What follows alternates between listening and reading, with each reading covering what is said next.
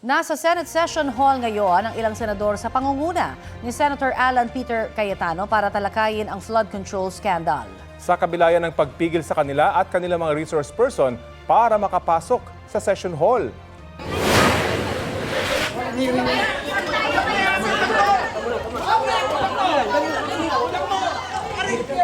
Kabilang sa mga pinigilang makapasok sina Senador Pia Cayetano at Senador na si Robin Padilla. Mismong si Interior Secretary John Vic Remulla ang humarang sa kanila. Una nang sinabi ni Acting Senate President Win Gatchalian na walang hearing ang komite ngayong araw kasunod ng pagkansela rito ng bagong chairman ng komite na si Erwin Tulfo. Humiling din daw siya ng tulong kay Remulla para matiyak ang seguridad sa Senado. Dahil may dadaluhan pa siyang hearing, ang subcommittee chairman na si Senador Rodante Marcoleta ang mangunguna sa pagtalakay. Sa kanyang talumpati, sinabi ni Pia Cayetano na kailangan niyang sundin ang kanilang mga resource person para makapasok sa session hall.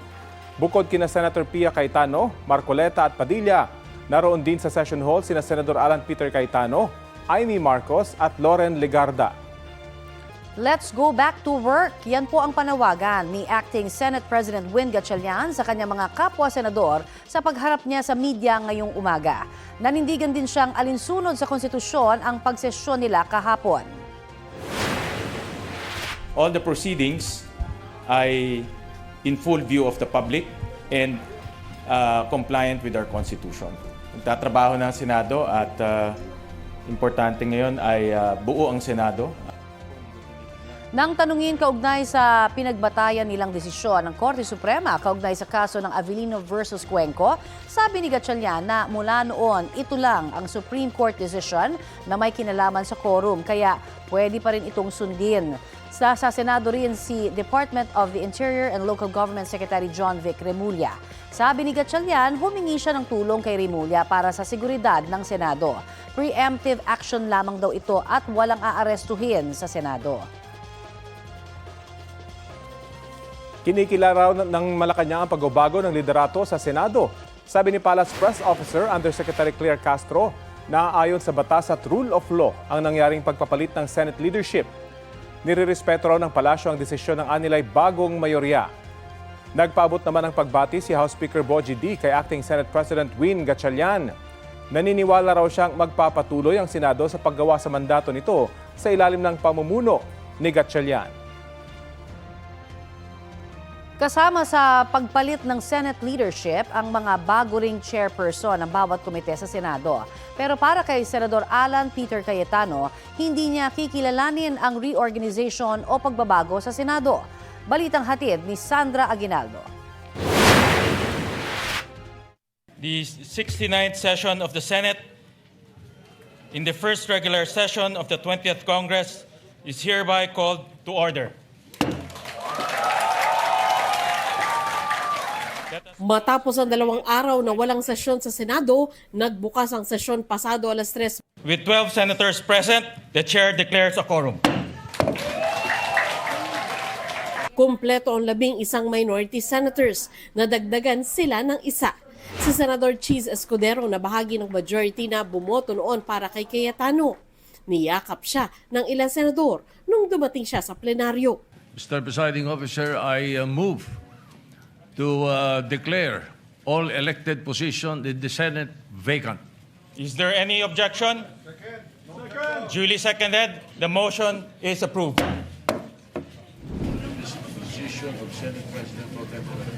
Inuluklok si Gatchalian bilang Senate President pro tempore at kalaunay itinalagang Acting Senate President.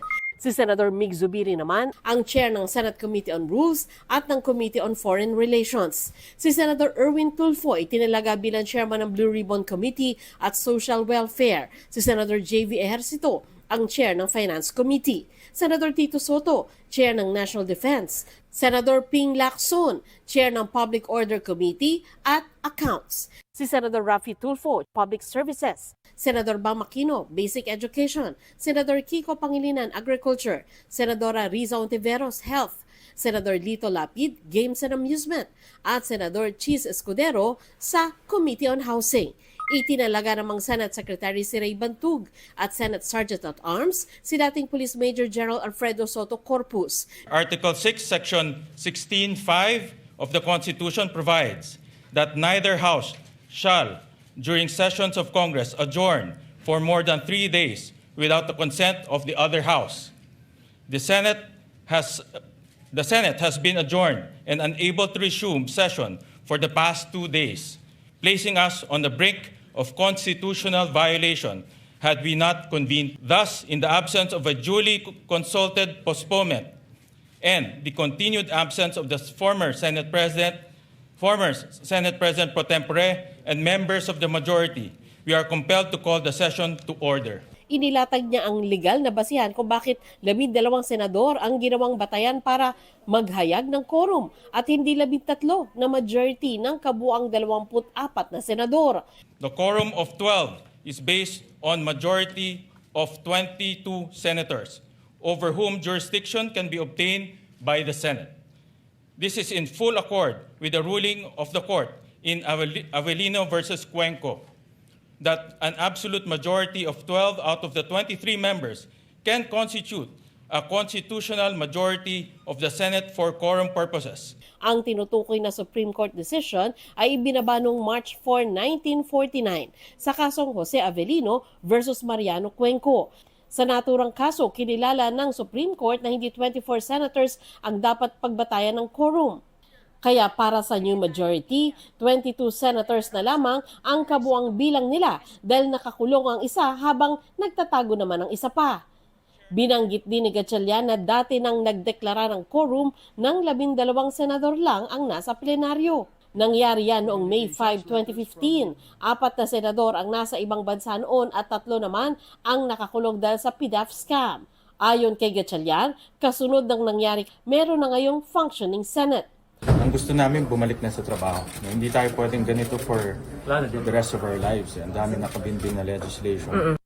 Sa press conference pagkatapos ng sesyon, sinabi ni Senador Erwin Tulfo na hanggat di nakukuha ng kanilang grupo ang 13 senador na nanatiling Senate President si Cayetano. He will be a virtual Senate President. We cannot touch the Senate presidency because we don't have 13. Pero sa pahayag ng binansagang bagong Senate majority, hindi na raw Senate President si Cayetano matapos ideklarang bakante ang lahat ng posisyon. Anila, hindi pa lang naihalal si Gatchalian bilang bagong Senate President dahil kailangan ng 13 boto sa ilalim ng konstitusyon.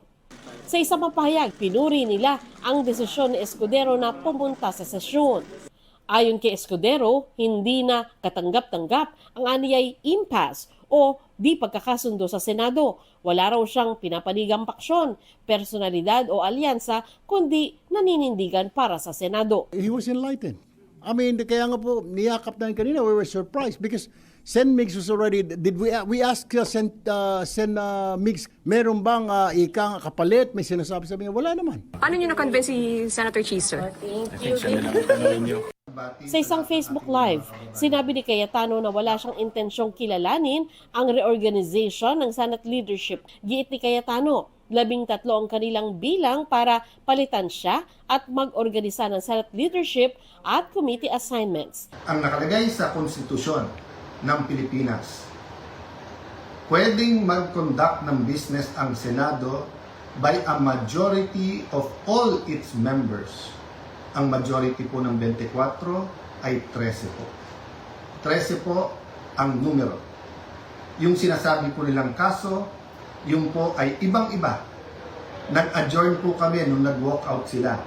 So that means they have to call the roll at kailangan 13. Yung binabanggit nilang kaso po, inahamon ko lahat ng abogado. It is not applicable kasi doon po tuloy-tuloy yung sesyon. Tinigil tapos sinabing may continuing quorum po sila. Kung titingnan niyo po ang Rule 1 and 2 ng Senado na ayon to sa Philippine Constitution, para i-elect ang Senate President at ang Senate President pro tem o pro tempore ay kailangan po 13. So paano po nila alisin si Senator Loren Legarda kung 12 lang po sila?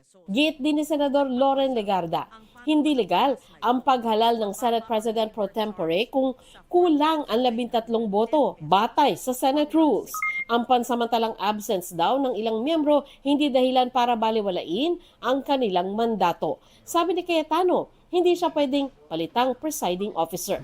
She or he shall only become acting president in the case of subsection C, which says, in the event of resignation, hindi po tayo nagre-resign. Removal, hindi po nila ako naalis.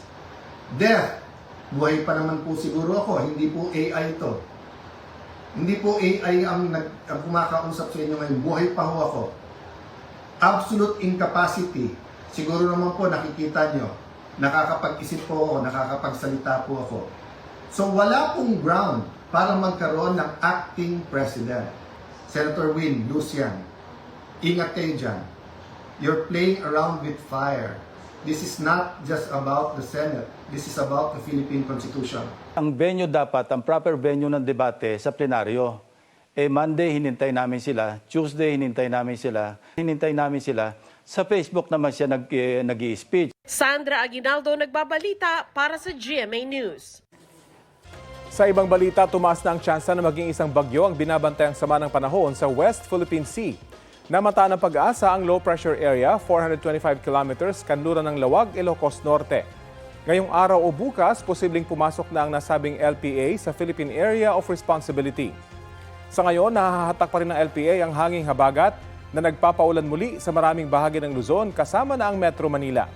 Base sa rainfall forecast ng Metro Weather, posible ang light to moderate rains sa halos buong bansa sa mga susunod na oras. Posible ang heavy to intense rains sa ilang lugar na maaaring magdulot ng baha o landslide. Arestado ang isang lalaki sa Antipolo Rizal dahil sa pag-aamok at parasahang pagpasok sa isang paupahan. Ang suspect na may bitbit noong itak, aminado sa ginawa pero iginiit na dinipensahan lang daw niya ang sarili. Balitang hatid ni EJ Gomez. Pinalibutan ng mga tanod ang lalaking yan matapos umanong magwala habang may hawak na itak sa barangay San Luis, Antipolo City nitong Martes. Ayon sa barangay, puwersahang pinasok ng sospek ang paupahang bahay ng kanyang stepfather para hanapin ang kanyang asawa. Ang ginawa niya po doon, yung nga po yung pagmumura, pagbibintang na tinatago nga araw po yung asawa. Pagpasok po, tatagayin niya po yung lalaki na nakatira sa loob. Agad naman pong itinulak ng lalaki palabas yung tao. Ngayon po, hanggat nasara niya po yung pinto. Tumawag sa barangay ang 52 anyos na lalaking nangungupahan. Kaya nahuli ng mga otoridad ang 39 anyos na sospek. Na-recover sa kanya ang ginamit na itak na nasa 18 pulgada ang haba. Sumama naman po siya sa amin ng kusa. Inabot niya po sa amin, sa kasama ko yung kanyang daladalang bolo. Nung nahuli po namin siya, lasing lango. Aminado ang sospek sa panggugulo at sa dalang itak. Pero aniya, dumipensa lang siya. Una raw nanutok ng patalim ang lalaking nangungupahan na kakausapin lang daw sana niya. Sabi ko, pre, labas ka na lang dyan kasi di tayo mag-uusap sa labas. Ngayon, hindi siya lumalabas. Biglang nagalit sa akin. Ang ginawa niya, biglang bumunot nung patalim niya. Ngayon, umatras po ako, ma'am. Kasi hinabol niya po ako. Ngayon, bilang depensa po sa sarili ko, pumunta ako sa bahay ng tatay ko. Kumuha din ako ng isang itak rin. Ano bang pag-uusapan po ninyo dapat? Yung regarding po, ma'am, sa akin. Sinisiraan niya ako doon sa mga kapitbahay ko.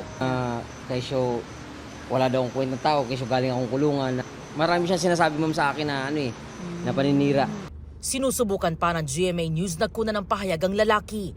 Ayon sa barangay, dati nang nakulong ang sospek dahil sa panghabol umano ng saksak. Nung last year po, na yung aming po mga kasama na BPSO, ay hinabol niya rin po ng saksak. Tapos sumunod po noon, mga ilang buwan lang po, ay meron naman po siyang pinasok na bahay na mga minor na tinutukan niya po ng kutsilyo. Sa custodial facility ng Antipolo Police nakadetain ang sospek na maharap sa reklamong grave threat and trespass to dwelling.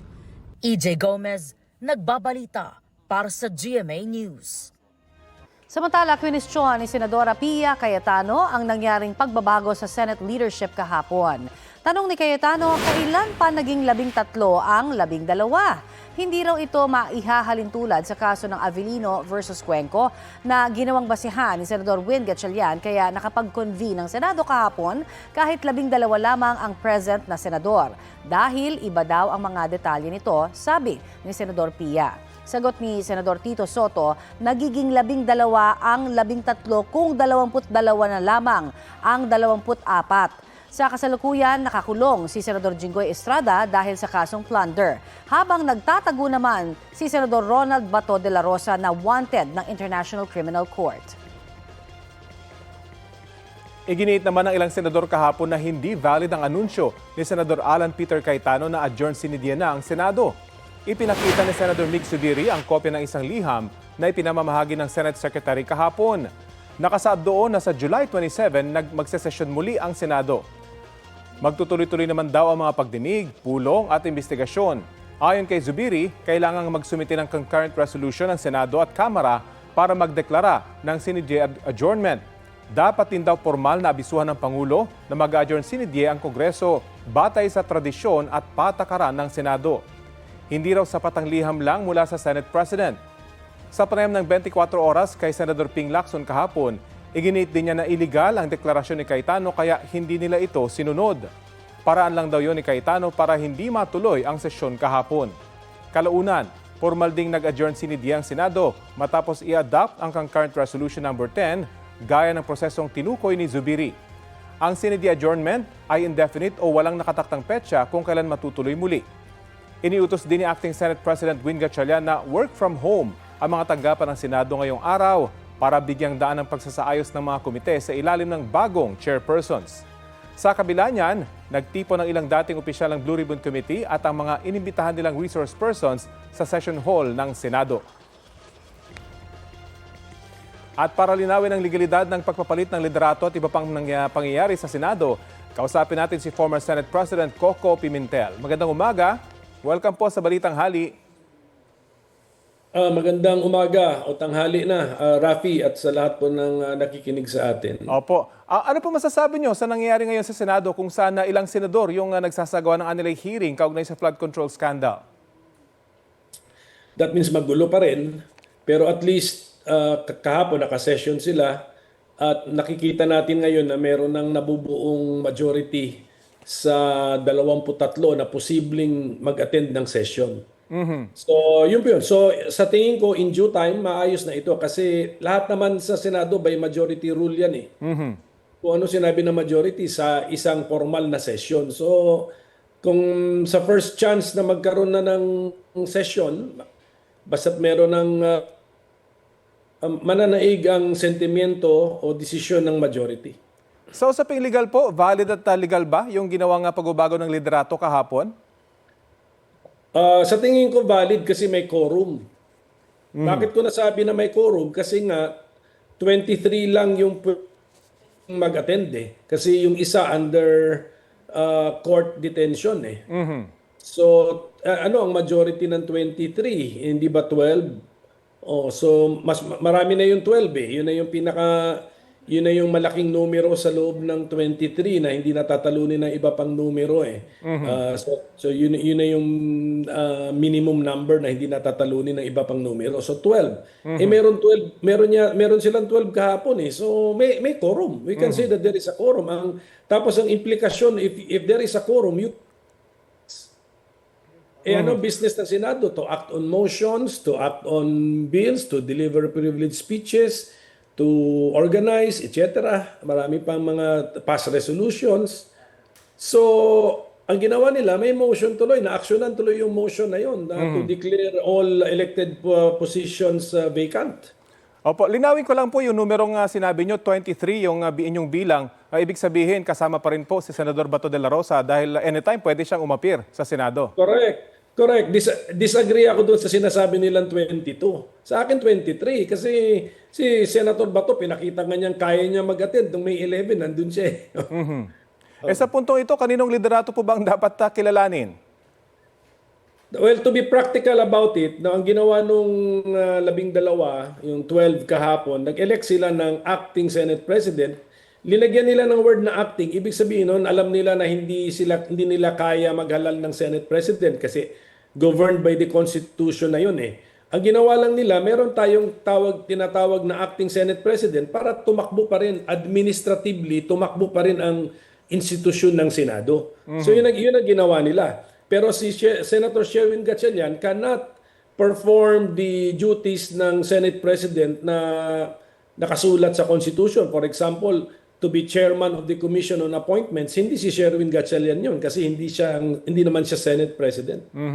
Bilang dating Senate President, ano po masasabi nyo sa nangyayari ngayon sa Senado? Hindi naman bago yung mga ganitong Senate leadership crisis, hindi ho ba? Pero unique ho ba ito nangyayari ngayon na dalawa yung nakiklaim ng leadership at ang sinasabi nilang dahilan ay yung mga bilang na kuminsan confusing para sa taong bayan? Hindi, nabuhay yung kaso ng Abilino versus Cuenco, 1949 yon, Rafi.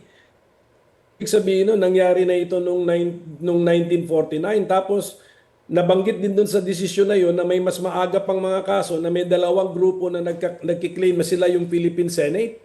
So, dalawang Philippine Senate pa noon. So, ibig sabihin nun, itong mga kaguluhang ito ay nangyari na nung 1949 at mga mas maaga pang panahon. So, pero ang magandang nangyari kasi kahapon, mukhang meron ng nabubuo o may nabuo ng majority sa Senado. May 12 na eh.